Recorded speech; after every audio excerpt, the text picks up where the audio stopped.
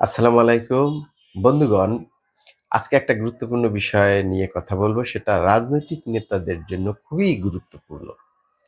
যদি কোনো রাজনৈতিক নেতা মানুষের হৃদয়ে স্থান পেতে চায়, তাহলে তাকে এই কাজগুলি করতে হবে। সেই কাজগুলি হলো শুধুমাত্র ৩টা কাজ, খুবই সহজ। তার মধ্যে একটা কাজ হলো তাকে সবার চোখের দিকে তাকিয়ে কথা বলতে হবে। নিচ দিকে তাকিয়ে, উপর দিকে তাকিয়ে বা এদিক সেদিক তাকিয়ে তাকে খেয়াল না করে এভাবে কথা বলা যাবে না।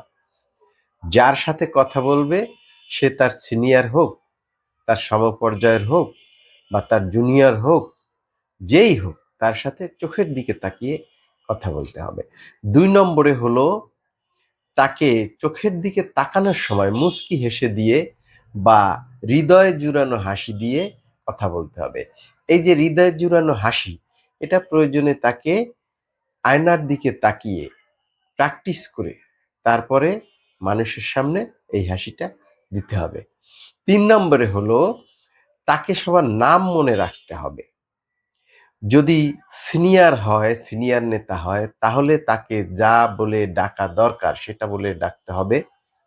আর যদি সমপর্যায়ের বা নিজের থেকে জুনিয়র কেউ হয়, তাহলে তাদেরকে নাম ধরেই ডাক দিতে হবে, নাম ধরে সম্বোধন করতে হবে।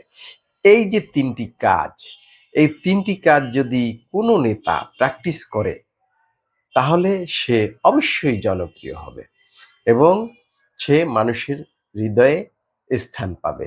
কিন্তু যে ভাব নেবে, আমি নেতা, আমার কাছে সব ধরা, তারপরে যারা সামনে আসলো তাদের কারো দিকে কোনো খেয়ালই করলাম না, ফেইজের দিকে তাকালাম না, ভাব নিয়ে থাকলাম, তাহলে সে হয়তো তার ক্ষমতার জোরে মানুষের তোষামত পেতে পারে, কিন্তু অন্তর পাবে না এবং তার জনপ্রিয়তা নিচে নামতে বেশি সময় লাগবে না। কারণ যুগ পরিবর্তন হয়েছে, মানুষ এখন ভালোবাসা চায়।